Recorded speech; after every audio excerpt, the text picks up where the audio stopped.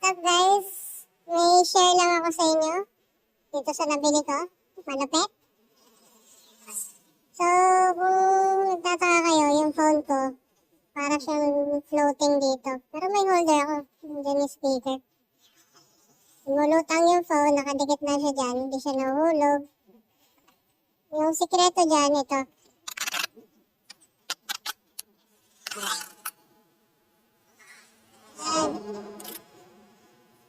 Ang tawag dito, silicone sapling something. Silicone sapling.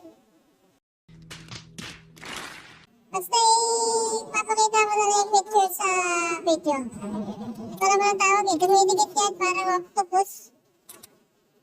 Ito nga yung didikit niya sa may panel niya. Kaso alam niyo kung ano yung downside dito. Ito malapit. Hindi ko alam, wala na pala akong eyes. Ayan na blinking.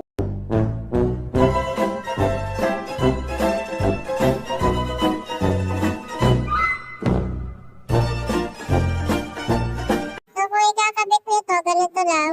Dapat plastic to or di kaya parang glass yung likod. Didikit nyo lang yan dyan, tapos didikit nyo dito. Dito nyo didikit.